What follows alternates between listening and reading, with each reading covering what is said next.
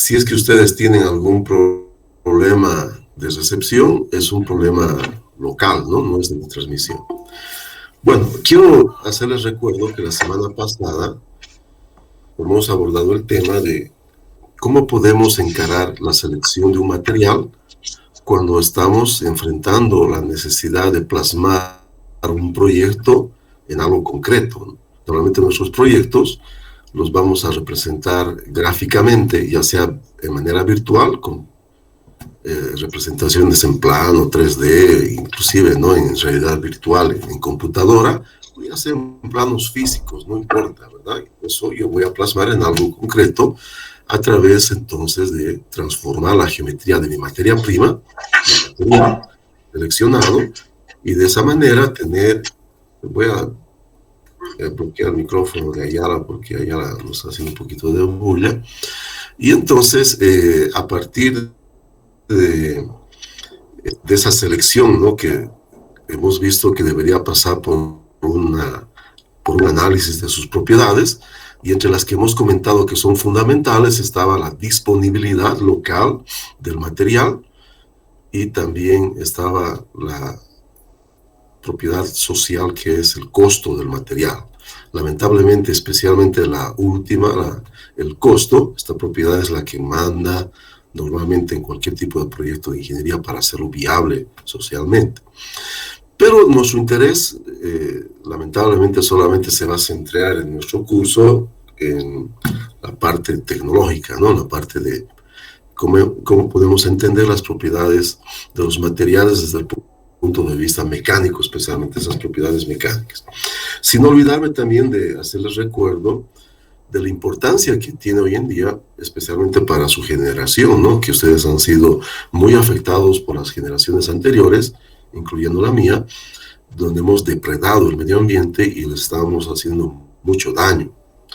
Si ustedes quieren tener una vida mejor, ¿no?, más amena, y cuidar también este planeta, ¿no?, para sus descendientes, les había comentado que ustedes tienen que comenzar a preocuparse mucho con el uso de los materiales desde el punto de vista del enfoque ecológico, que sean reutilizables, que sean reciclables, y a reducir al máximo el uso no solamente de energía, sino también de todo tipo de materiales, ¿no? De esa manera vamos a ser, ¿no?, más amenos y más amigables con nuestro entorno. Bueno, habíamos entonces quedado ahí la semana pasada.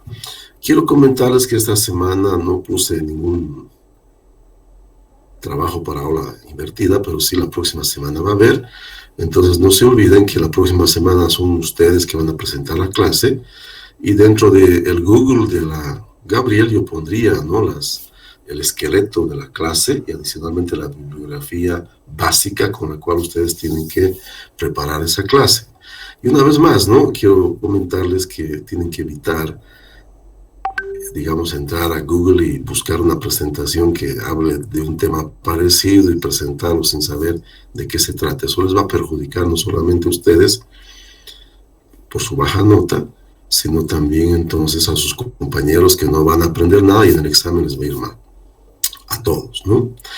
Bueno, miren, volquemos la página y ahora nos vamos a concentrar a estudiar las propiedades de los materiales desde un enfoque mecánico.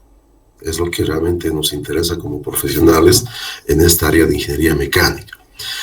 Bien, quiero mostrarles, están viendo ahora ustedes en pantalla, miren, una foto. Esto es una foto, no es una figura hecha por un humano, nada, es una foto realizada por una máquina bastante interesante que se llama microscopio electrónico de transmisión.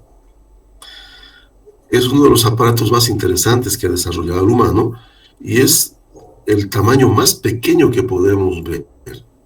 Si nosotros queremos ver cosas más pequeñas que lo que nos permite ver el microscopio electrónico, tendríamos que recurrir entonces a un microscopio que se llama de fuerza atómica. Usamos mucho en nanoindentación, o sea, cuando tenemos que medir la dureza nano de los materiales, se usa ese microscopio, ¿no?, de fuerza atómica. Pero a diferencia del microscopio electrónico, hay dos versiones, ¿no?, el de transmisión y el de barra dura. Entonces, el microscopio de fuerza atómica no nos permite ver nada, lo que medimos es fuerza, y con software podemos traducir esa fuerza de interacción entre los átomos. Prácticamente la punta del microscopio es un átomo, ¿no? Y con eso se va apalpando la superficie de los materiales y podemos sacar una topografía. Y con software podemos convertirlos en una imagen, ¿no? Bueno, pero entonces con el microscopio electrónico, también apoyados en software, podemos ver entonces cómo se acomodan los átomos, y obviamente si el material fuera molecular, podríamos ver las moléculas cómo se acomodan en la estructura del material. Quiero que ustedes perciban que en esta foto, algo bastante interesante, se puede ver, ¿no?, los átomos bajo dos principios, uno de campo directo y uno de campo inverso. El que está en este ladito, en el lado izquierdo, perdón, en el lado derecho superior de la pantalla, es lo que se llama campo inverso, ¿no?, de la forma en que podemos ver los materiales en los microscopios electrónicos de transmisión. Y el de campo directo es el que estaríamos viendo, ¿no?, en la figura principal. Entonces yo quiero que vean que realmente los átomos están acomodados, pero de una manera increíblemente ordenada, ¿no? Tanto vemos en la foto, ¿no?, del campo inverso como en la foto del campo directo, hay un orden increíblemente perfecto, ¿no?, en la forma de que se acomodan los átomos dentro de la estructura de un material. Bueno, voy a ver con buenos ojos si alguno de ustedes sabe cómo les llamamos a estos materiales que tienen un orden muy definido en la estructura intrínseca que tienen, ¿no?, en la organización de sus átomos, o si fuera un material molecular, en sus moléculas. Quizá me puedo animar a aumentarle un puntillo, ¿no?, en su presentación. Eduardo, ¿cómo? Cristalinos. Materiales cristalinos, son cristales en el fondo. Perdón, ¿quién fue el que dijo? Eduardo, para que me acuerde. Eduardo Coca. Eduardo, entonces usted me va a hacer recuerdo ya cuando vayamos a calificar su presentación, entonces que le estoy debiendo un puntillo. Entonces, qué interesante, ¿no? Normalmente, a ver, hable otra vez, Coca, con más claridad. Las estructuras cristalinas son parte de la física del estado sólido. Miren, los cristales en el fondo son de mucho interés de los ingenieros mecánicos, porque es lo que más usamos en nuestras construcciones mecánicas. O sea, no solamente es la física del estado sólido, ¿ok?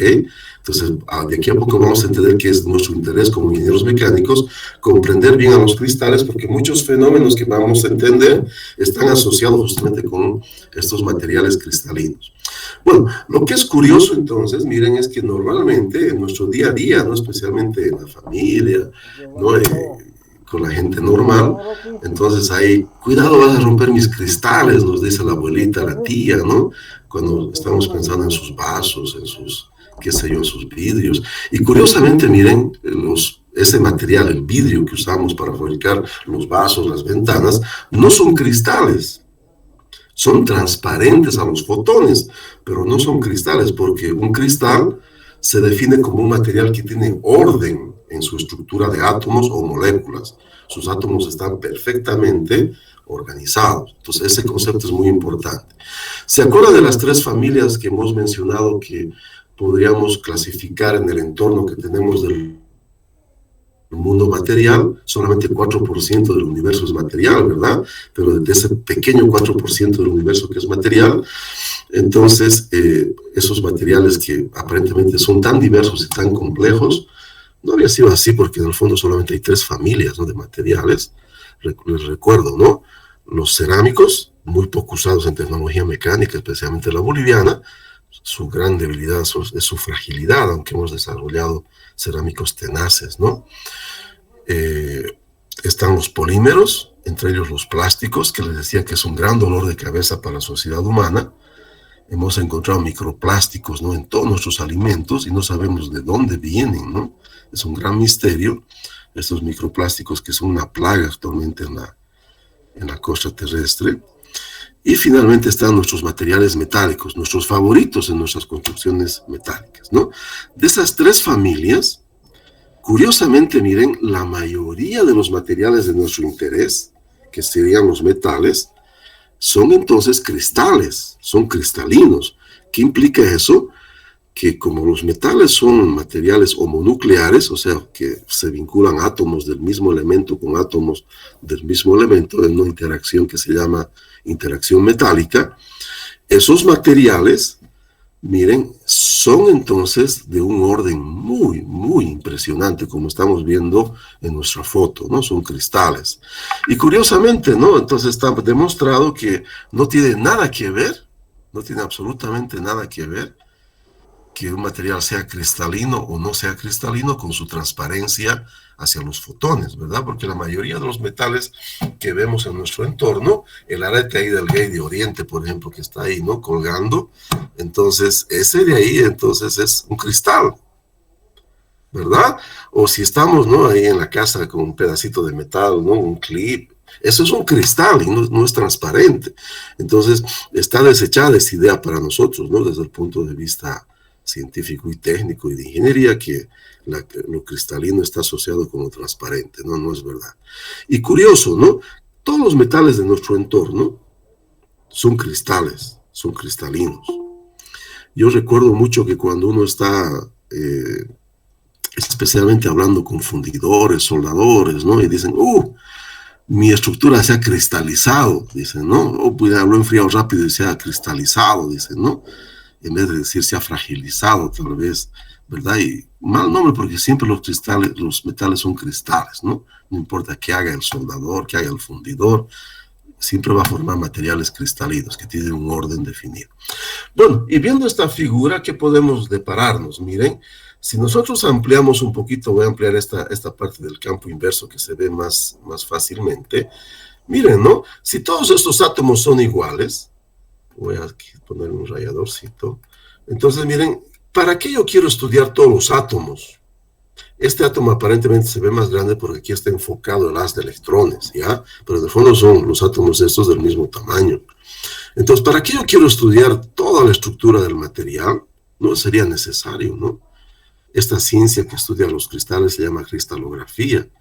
Entonces, ¿para qué quiero estudiar todos los átomos del cristal? No, bastaría que yo, miren, me defina una mínima unidad.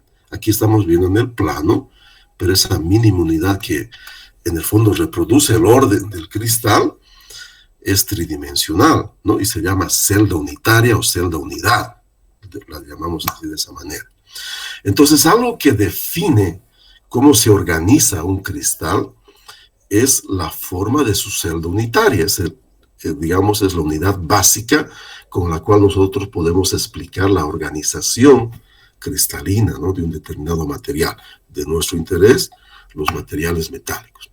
Los cerámicos también hay, ¿no? Materiales cerámicos que son cristalinos muy frecuentemente, también los hay que no son cristalinos, amorfos, y los polímeros sí, ellos no se pueden definir como cristales, pero de alguna manera ellos pueden ordenarse mejor o peor, y hablamos por eso de cristalinidad en el caso de los polímeros, sino hablamos de que o son cristales o no son cristales.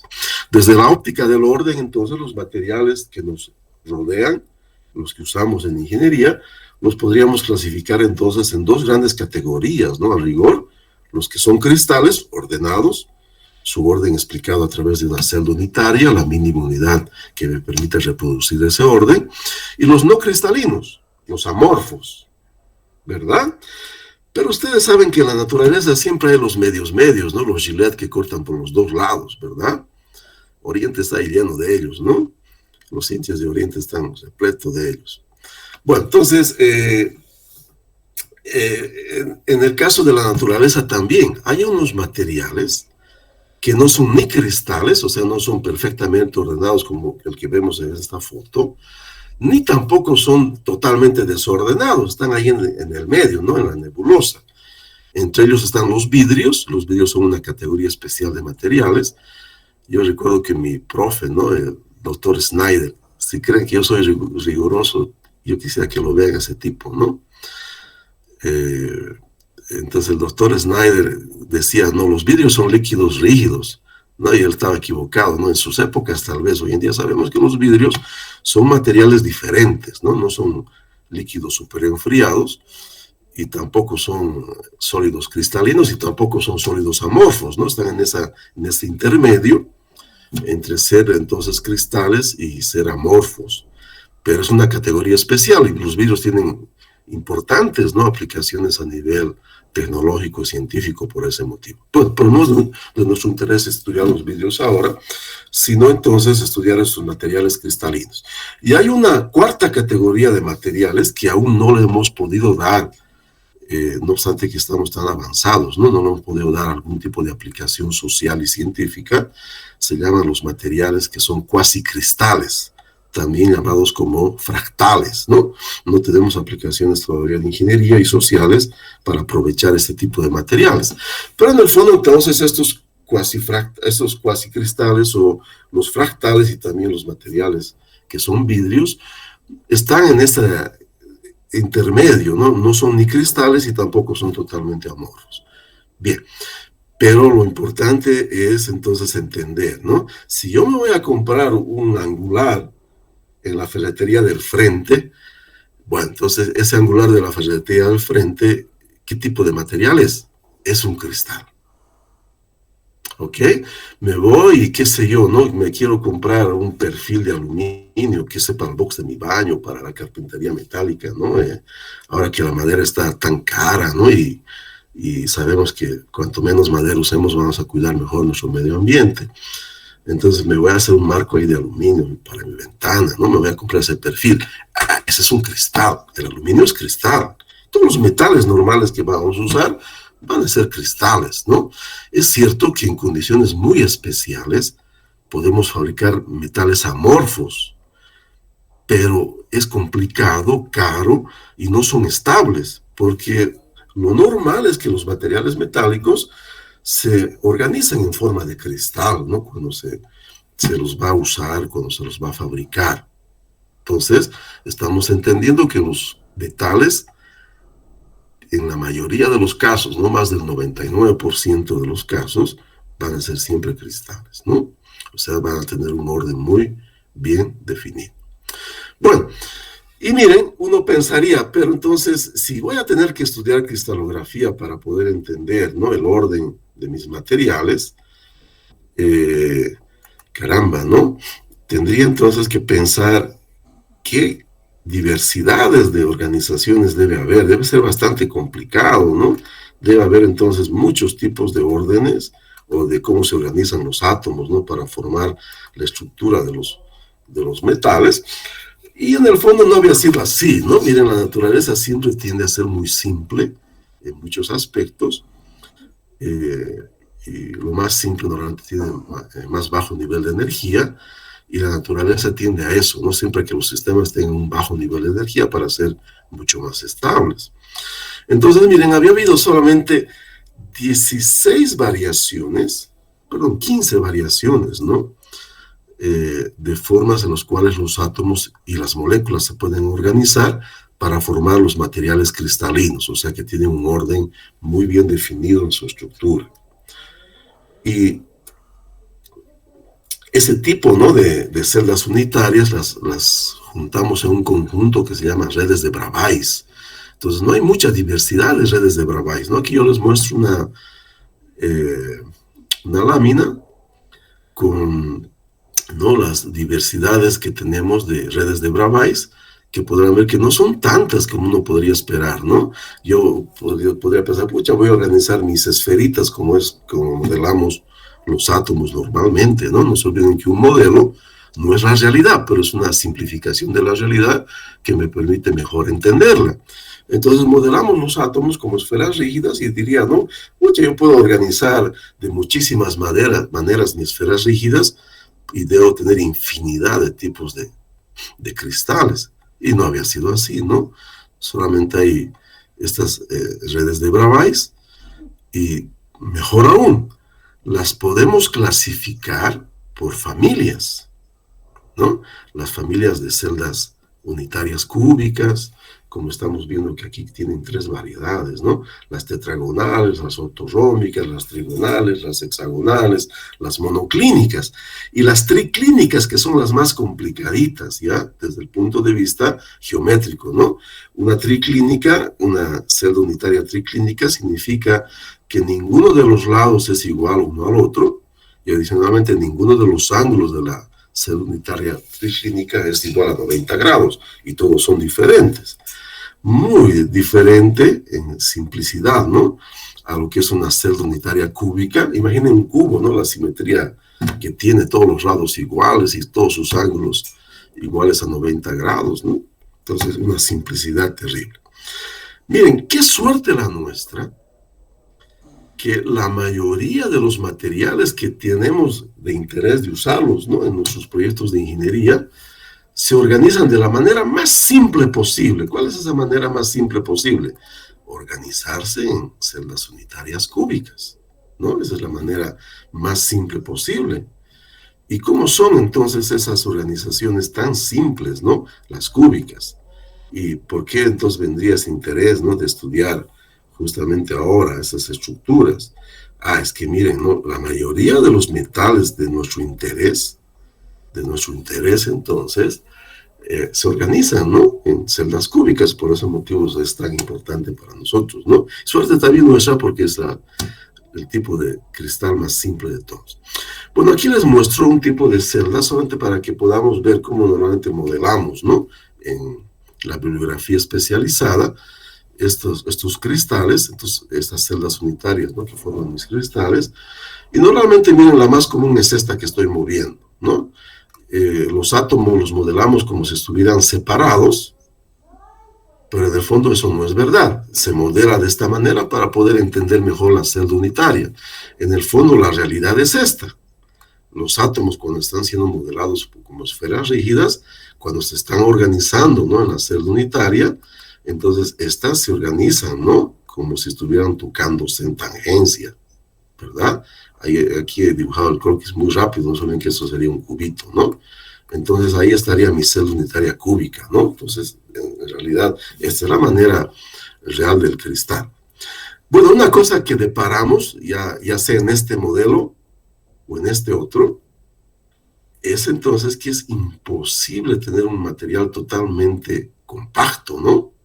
En otras palabras, que el espacio que ocupa el material esté totalmente ocupado. Es imposible, ¿no? Porque de cualquier forma que yo acomode mis esferitas, que en el caso de los materiales metálicos, todas son del mismo tamaño, ¿no?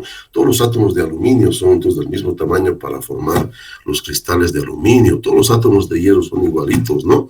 Del mismo tamaño para formar mis cristales de hierro, de mis aceros, ¿no? Entonces, y lo que yo veo, entonces, no importa cómo yo trate de organizar mis esferitas, siempre me quedan estos espacios vacíos en la red cristalina. Por eso, como son tan importantes y nos estamos percibiendo, ¿no? Que hay bastante espacio vacío no ocupado en las celdas unitarias, en el caso, ¿no? De este tipo de cristales cúbicos simples, casi el 50% del espacio de la celda unitaria está vacío, ¿no? Entonces hay mucho espacio, mitad solamente está prácticamente ocupado, para ser exacto, 54% está ocupado. Entonces, una cosa interesante, si está vacío, ¿verdad? Nada me va a impedir entonces poner otro material ahí, ¿no? Podría poner un átomo, por ejemplo, más chiquitito, ¿no? Aquí adentro, no sé por qué no quiere, se me ha colgado a mí. Estoy en ese trajín de cambiar de máquina de computadora y muchos de mis... se ha colgado esta desgracia. A ver si con mi dedo tampoco. Voy a ir a la otra pantalla. He cambiado de máquina y estoy en ese trajín de hacer la... ¿Me están escuchando, chicos? Hola, hola. Sí, ingeniero, sí. Se escucha. Pero mi pantalla se ha congelado, entonces le voy a dar un clic aquí, se me va a descongelar, pero puede ser que se me salga, ¿ya? Si me salgo, entonces tengan la paciencia de esperar un minuto. Entonces es aquí.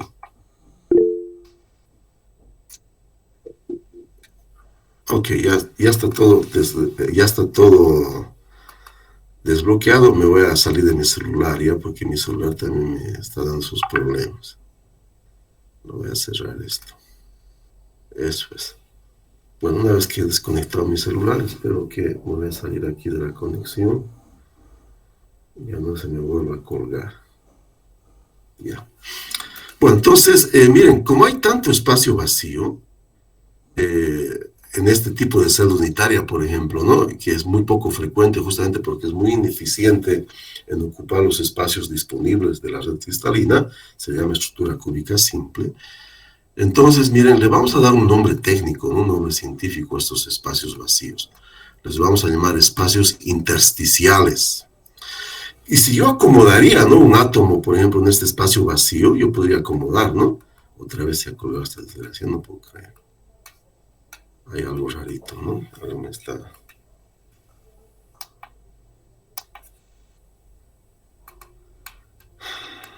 Bueno, ¿no? Entonces, si yo puedo acomodar, ¿no? Algo en este espacio vacío, entonces, obvio, estoy alterando algo, ¿cierto? Entonces eso va a tener sus consecuencias, no solamente desde el punto de vista metalúrgico, sino también va a transformar tal vez las propiedades del material, ¿no? Entonces, una manera de poder mejorar o tal vez empeorar las propiedades de un material podría ser, entonces, poner algo aquí, ¿no? Algo diferente, un elemento de aleación, como llamamos normalmente, también podría ser, ¿no? Poner entonces en ese espacio vacío, ¿verdad? En ese espacio disponible. Por eso se llaman espacios intersticiales, ¿no? Espacios intersticiales. Bueno, entonces, el único cristal realmente que a mí me interesa, ¿no? Verlo a detalle, no a detalle, sino de manera un poquito mejor, ¿no? Un poco más pronunciada, es entonces este tipo de cristal. Les voy a mostrar aquí este tipo de cristal, ¿no? ¿Por qué motivo? Bueno, este tipo de cristales se llaman cristales cúbicos de cuerpo centrado, justamente porque acomodamos un átomo en el centro de la celda unitaria. Aquí se lo ha pintado de otro color para poder distinguirlo nada más, ¿no? A nivel espacial estaríamos viendo aquí, ¿no? Cómo sería el cristal cúbico del cuerpo centrado. ¿Y por qué nos interesa tanto? Porque nuestros aceros, en condiciones normales, forma este tipo de cristal cúbico de cuerpo centrado, ¿no? O sea, este tipo de cristal es el normal del hierro. Entonces, si yo me compro un fierro de la ferretería, ¿no? Un angular, un platino, un fierro T, un fierro liso, ¿no? Cualquiera de esas cosas para hacer mis fabricaciones mecánicas, en el fondo me estoy comprando cristales cúbicos de cuerpo centrado de hierro, ¿no? Es muy fácil de entender, ¿verdad? Bueno, otros metales que son mucho más dúctiles, por ejemplo, ¿no? Si yo pienso en hacer una instalación eléctrica, piensen nada más, ¿no? Tener que meter un cable por esos tubitos tan delgados, ¿no? Esos tubos Berman que llaman los eléctricos, y meterlo, ¿no? Por esos codos y contracodos que hay hasta que llega al interruptor y de ahí al foco y de ahí al térmico, ¿verdad? Entonces, mi cable tiene que ser bien dúctil, ¿no? Tiene que ser bien deformable plásticamente. Entonces, ese tipo de materiales tienen otro tipo de cristal, ya tienen este tipo de cristal, que son entonces cúbicos de cara centrada, ¿no? Estos cristales cúbicos de cara centrada, lo que los caracteriza es que normalmente son entonces metales bastante dúctiles y en consecuencia, ¿no? Pueden deformarse plásticamente muchísimo. Bueno, solamente por curiosidad, a ver, voy a preguntar a alguien que esté presente. A ver, Cepita, ¿me está escuchando? Cepita. Su símbolo del zorro está aquí en mi pantalla, ¿no? Cepita, ¿no está ahí? Está, como decimos, ¿no? Está aquí, pero está desayunando, está almorzando, está durmiendo. ¿Está o no está ahí presente Cepita?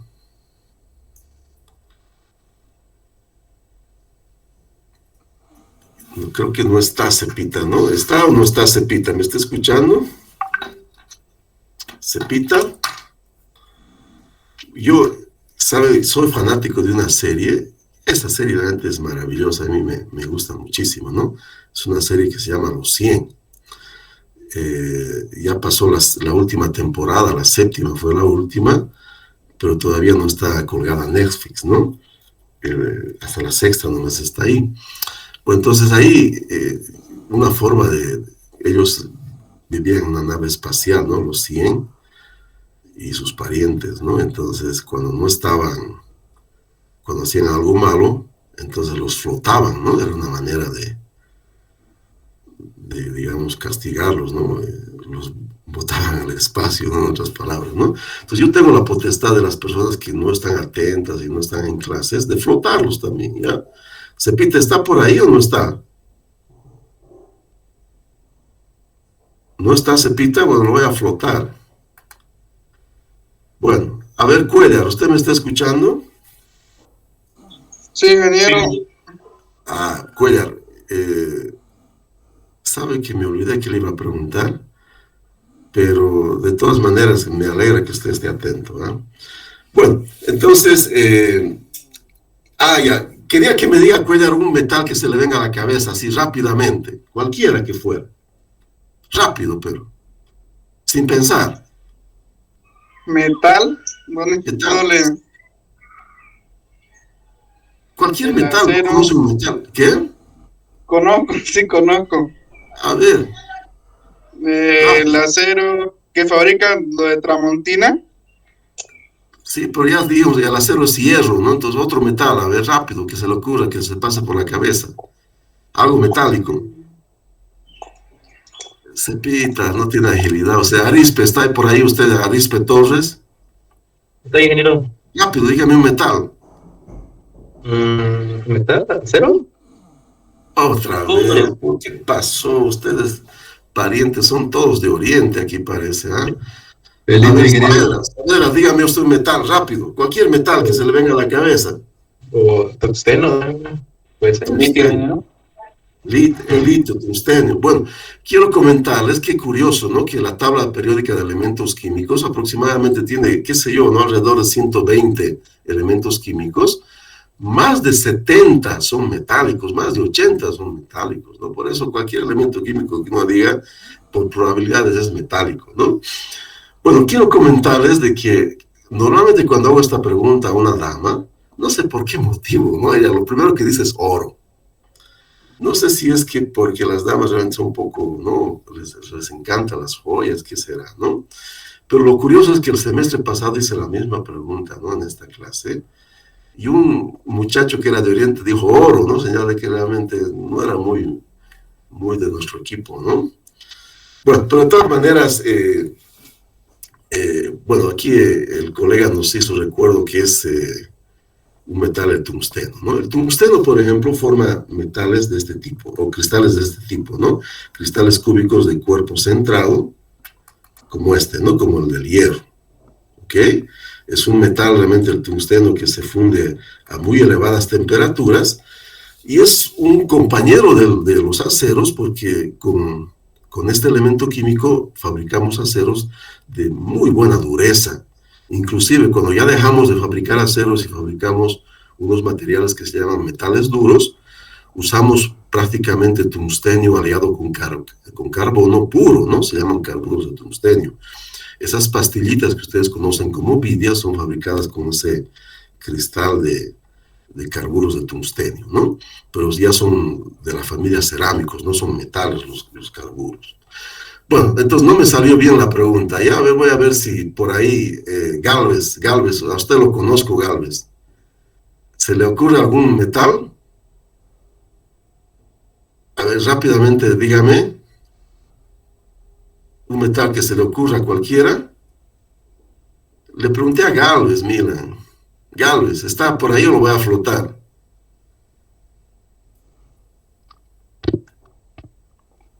Galvez, ¿usted no está presente? Galvez, ¿me escucha? Su micrófono está prendido, pero no se le escucha, ¿eh?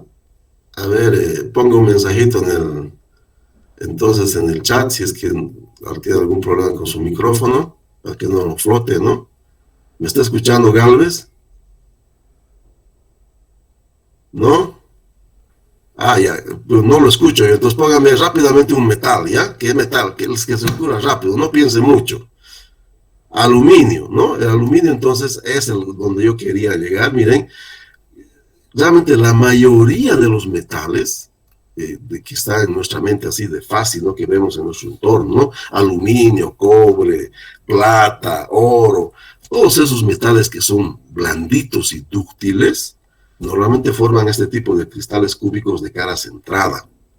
Cúbicos de cara centrada, ¿no? Lo que ocurre es que en estos tipos de cristales se convergen, o sea, hay una intersección, ¿no?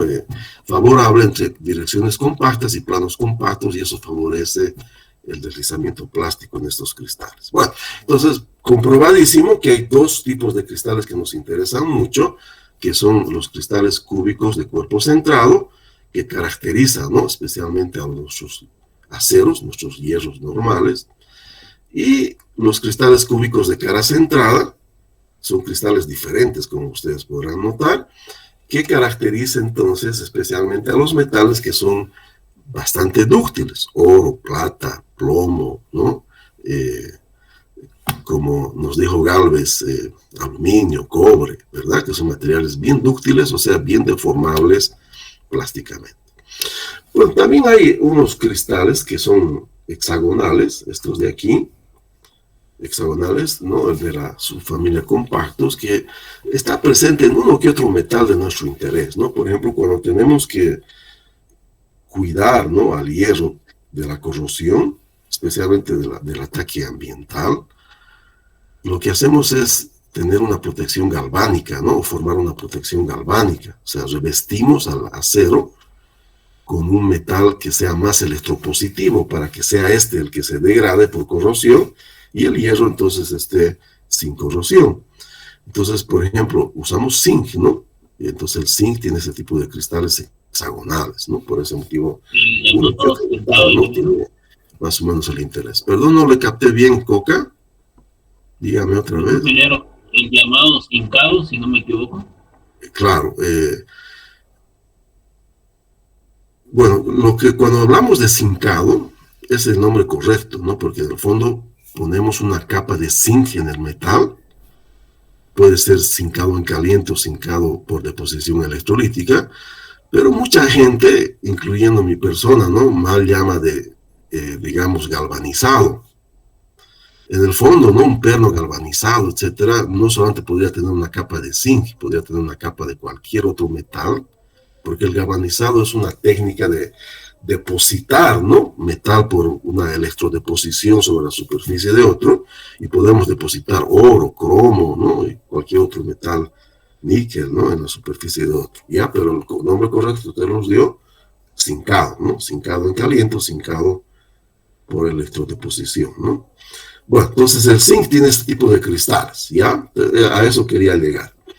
Bueno, una cosa importante para nosotros que entonces voy a comentar y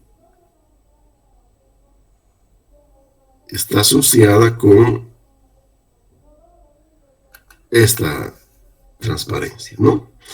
Miren, les voy a comentar un ejemplo que yo siempre lo doy, ¿no? Porque es muy fácil de poder entenderlo. Es entonces, miren, el ejemplo de los cristales que forma el carbono. Cristales que forma el carbono, ¿no? Bueno, entonces, el carbono es un material tipo Gillette, ¿no? Está ahí, a veces tiene comportamientos metálicos y normalmente tiene comportamientos no metálicos, ¿no? Entonces, miren, el carbono forma cristales especiales porque cuando se enlaza con el propio carbono, se enlaza de esta manera. Aquí les estoy mostrando una celda unitaria de un cristal. Se llama cúbico del diamante, ¿no? Miren, no cúbico del carbono, perdón, ¿no? Entonces forma este tipo de cristales, ¿ya? De manera normal. Pero como material, el carbono es un material bastante extraño y bastante entonces interesante, ¿no? Para poder estudiarlo. Miren, aquí yo les muestro, en esta fotito, yo les muestro dos materiales bastante conocidos por nosotros, miren. Uno que lo usamos casi todos los días, ¿no? Especialmente cuando estamos como estudiantes, que es este que estamos viendo aquí en forma de lápiz, ¿no? Grafito y diamante. Este es el grafito, ¿verdad? Este es el grafito. Si ustedes tienen un portaminas y alguna vez se han ido a comprar un grafito, ¿no? Ahí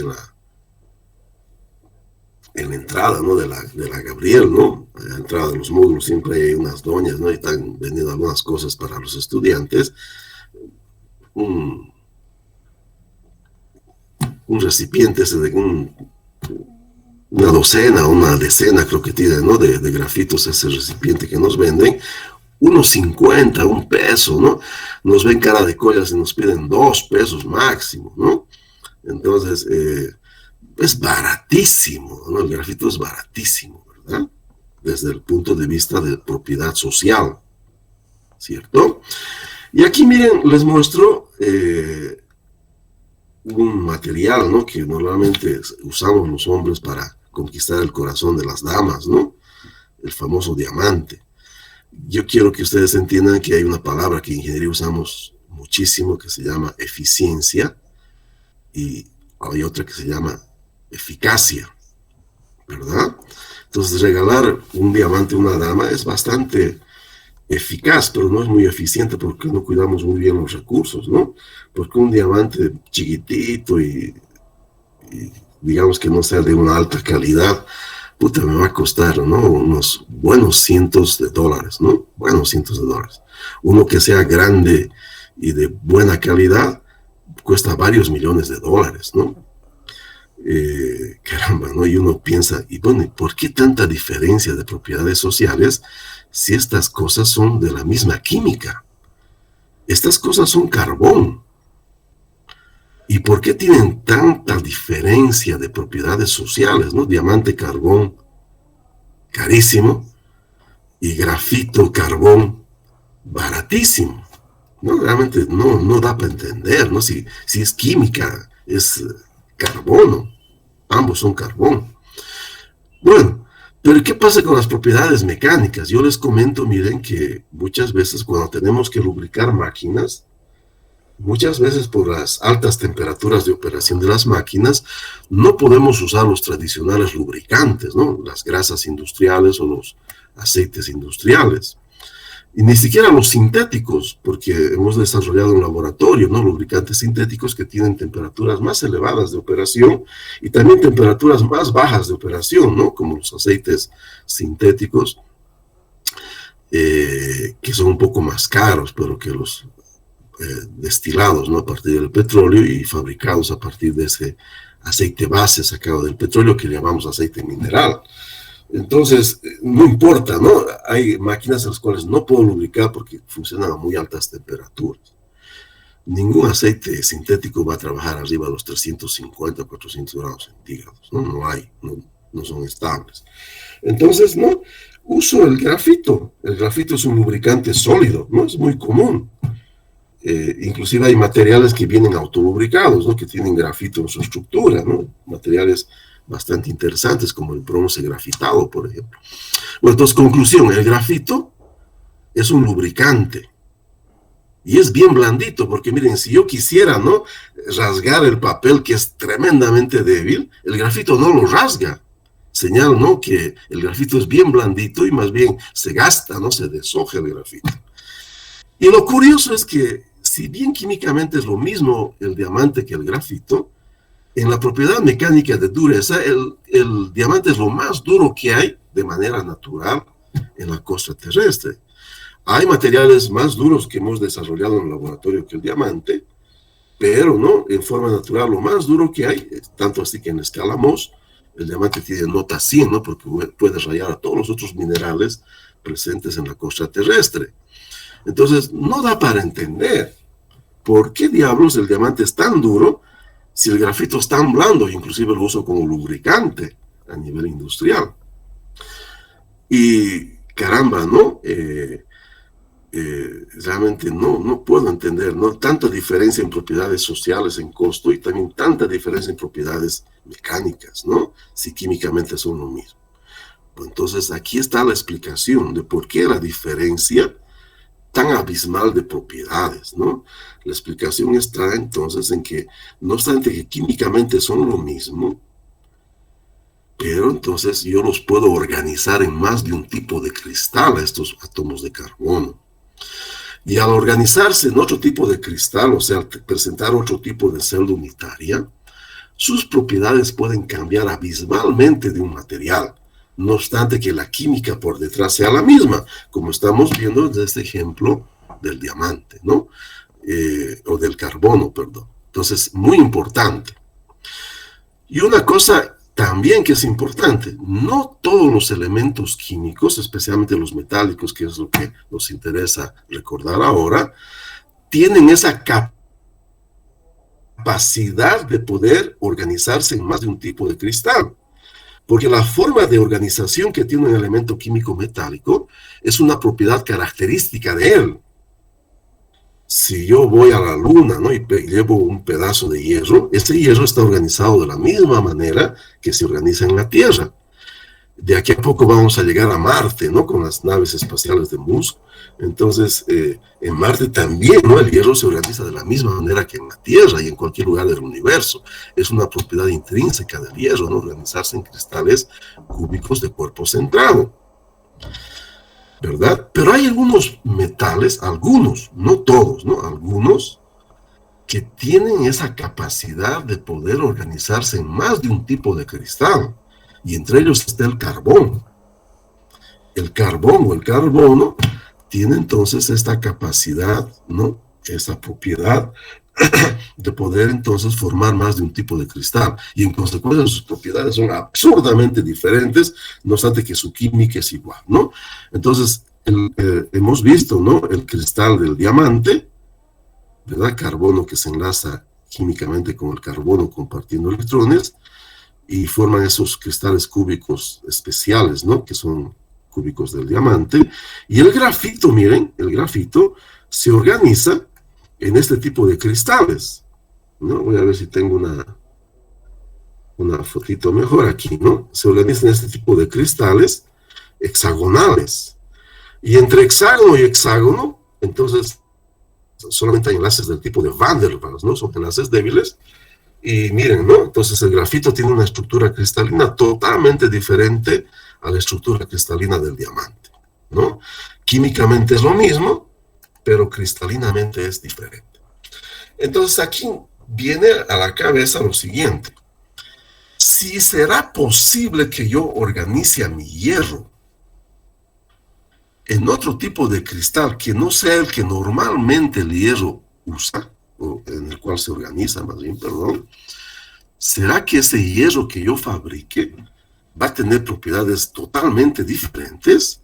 Pero claro, no obstante que ese tu hierro que si formaba normalmente cristales cúbicos de cuerpo centrado, presentaba algunos tipos de propiedades especiales, si tú lo puedes organizar en otro tipo de cristal, ese hierro entonces va a tener propiedades absurdamente diferentes a los hierros normales, ¿no? Y como es tan importante esta propiedad que presentan algunos elementos químicos metálicos, vamos a darle también entonces un nombre, ¿no? Técnico, ¿ya? Se llama alotropía. Esa alotropía es una propiedad que puede presentar algunos elementos metálicos de poder organizarse en más de un tipo de cristal. Es el caso de, por ejemplo, el carbono, ¿no? El carbono hemos comprendido de que, caramba, ¿no? Pueden entonces, ¿no? Formar cristales totalmente diferentes y en consecuencia con propiedades absurdamente diferentes, ¿no? Solamente para que ustedes vean lo caro que es, ¿no? Un cristal. Miren, aquí les muestro una modelo. No tiene nada de malo, ya que yo les muestro una modelo, ¿verdad? Una modelo, ¿no? Esta actriz Molly Sims. se está poniendo este bikini. Por favor, concéntrense en el bikini nomás, ¿no? Bikini de diamante, $30 millones. Imagínense, ¿no? $30 millones, ¿no? Miren, yo me voy a comprar este disco de la Trapper, ¿no? La Trapper es una cadena en el fondo es una franquicia, ¿no? De ferreterías de origen mexicano. Bolivia está inundada, ¿no? De esta franquicia, por eso he puesto como ejemplo. Aquí tengo un disco de corte de cerámica, ¿no? Es diamantado. O sea, tiene diamantitos sintéticos. No son naturales, no son sintéticos. O sea, más o menos a mediados del siglo pasado ya habíamos desarrollado tecnología para fabricar diamantes sintéticos, ¿no? Y lo usamos mucho a nivel industrial porque son más baratos que los naturales, ¿no? Entonces, miren, ¿no? A mi modo de ver, un diamante natural no tiene tanto valor como un diamante sintético, ¿no? Porque lo sintético lo hacemos con nuestro intelecto, con nuestra tecnología, ¿no? Debería ser mucho más caro, pero es mucho más barato, ¿ya? Entonces, yo a mi dama yo le regalaría un disco de corte, ¿no? Le digo, mira, te voy a regalar estos diamantes aquí que tienen mucho más valor que estos de vidrio, porque estos son igual que el vidrio, ¿no? ¿Qué valor puede tener, verdad? La sociedad es medio rara, ¿no? Miren, darle valor al diamante, no tan elevado, ¿verdad? Cuando el diamante sintético tiene, a mi modo de ver, ¿no? Debería ser mucho más caro porque nos cuesta, ¿no? Fabricarlo. Nuestra tecnología tiene que desarrollarse, ¿no? Para poder fabricar. ¿Ok? Entonces, este principio es muy importante, ¿no? Y de aquí como ejemplo quiero sacar, y como filosofía también, que una de las cosas que va a complicar nuestra cabeza es que las propiedades mecánicas de un material no dependen de la química nomás. También dependen de la química, ¿no? Pero lastimosamente no nos podemos quedar ahí, nos quedaríamos cortos, porque estamos viendo que también depende del tipo de cristal que va a formar. Y para finalizar esta parte, antes de irnos a nuestro descanso, voy a dejar de presentar y voy a activar mi cámara para que no digan que les estoy mamando. Y voy a entonces anclar mi cámara. Y les voy a mostrar entonces un hierro. Esta de mi reglita china, ¿ya? Vean aquí, tengo aquí un imán a mano. Esta es mi reglita china. ¿De qué está fabricada esta reglita china? Tiene que ser barata, ¿no? Ha costado creo un peso esta reglita, ¿no? Y caramba, ¿no? Entonces miren, uno diría, es de acero inoxidable, el imán no se va a pegar. No, pero si es de hierro se va a pegar, ¿no? Miren ahí, mi imancito se pega, ¿no? Está ahí pegadito, ¿verdad? Pegadito. Entonces señal de que este es un hierro normal, es un cristal cúbico de cuerpo centrado. Pero aquí les voy a mostrar un estado alotrópico del hierro, miren, un perno, ¿no? Lo uso como pisapapel. Entonces, miren, voy a tratar de pegar mi mancito y mi mano pega, ¿no? Miren, no los estoy mamando. Ahí, ¿no? Miren, mi reglita china, que es de hierro normal, inoxidable también es mi reglita, señal que no todos los aceros inoxidables son, ¿no? Como pensábamos, no magnéticos. Y aquí entonces tengo mi perno de acero inoxidable, otro tipo de cristal. Aquí el hierro está en forma de cristal cúbico de cara centrada. Señala entonces que las propiedades son absurdamente diferentes del hierro cúbico de cuerpo centrado al hierro cúbico de cara centrada, ¿no? Si quieren decir el acero cúbico de cuerpo centrado al acero cúbico de cara centrada, ¿no? Las propiedades son absurdamente diferentes, ¿verdad? Entonces este concepto es muy importante, la alotropía, ¿no? Entonces es una propiedad que podemos aprovecharla muy bien. ¿No? Me fabrico, miren, un submarino, ¿no? De este acero austenítico. El radar, ¿no? Va a ver que no se comporta como el hierro, ¿no? Normal. Lo va a confundir con una ballena, ¿no? Belleza, ¿verdad? Belleza, ¿no? Entonces, vean que puedo tener aplicaciones interesantes, ¿no? Infinitas con estos cambios de alotropía en mi material. Lo que nos va a interesar entonces ahora es saber cómo cargo esos cambios. ¿Cómo puedo convertir un hierro normal en un hierro de cristal diferente, ¿no? Para que tenga propiedades diferentes, ¿no? A este trajín vamos a ir poco a poco, entonces recordando estos conceptos importantes de metalurgia. Antes de ir al descanso, si alguien tiene alguna consulta, sería ahora, ¿no? O si no, entonces va a quedarse como deuda. ¿No? Ninguna consulta, ninguna curiosidad. Creo que yo tengo una, ingeniero. ¿Por qué el diamante sintético es de otro color? Sí, pero mira, hace poquito, ¿no? Han rematado, estoy hablando de unos meses atrás, han rematado un diamante rosado natural, ¿no? Y creo que fue en $6 millones el remate, ¿no? No era un diamante muy grande, ¿ya? Entonces, aunque increíble que les parezca, esos diamantes que tienen colores, entonces, son impuros. Aunque no crean ustedes, ¿no? Miren, hay esas otras gemas, ¿no? Que conocemos como piedras preciosas. Hay una que se llama, por ejemplo, las rojitas, los rubíes, ¿no? ¿Han escuchado hablar de los rubíes? Son carísimos, ¿no? Sí. Carísimos. Entonces, aunque no crean, ¿qué es el rubí? Es óxido de aluminio, ¿no? ¿Qué es el óxido de aluminio? Es un material bastante duro. Si alguna vez han visto una bujía, ¿no? De automóvil, eso es óxido de aluminio, ¿no? Es bien duro ese material, ¿no? Yo le regalaría a una dama una bujía, ¿no? Toma, te voy a regalar aquí un rubí blanco, ¿no? Es inédito, ¿no? Entonces son impurezas, ni siquiera son puros, ¿no? Lo que le dan ese color no son impurezas, ¿ya? Entonces hay más impurezas en estos cristales sintéticos, ¿no? O en esos diamantes sintéticos que le dan ese nivel de ser un poco más opacos a veces, ¿no? No translúcidos y no refractan la luz así bonita, ¿no? Pues conocemos esas facetas en las caras del diamante, ¿no? Para que, aquí como veíamos, ¿no? En esta figurita, entonces aquí, ¿no? Estas facetas del diamante, ¿no? Para que la luz se refleje, se refracte, ¿no? Y parece que entonces que el diamante es mucho más bonito.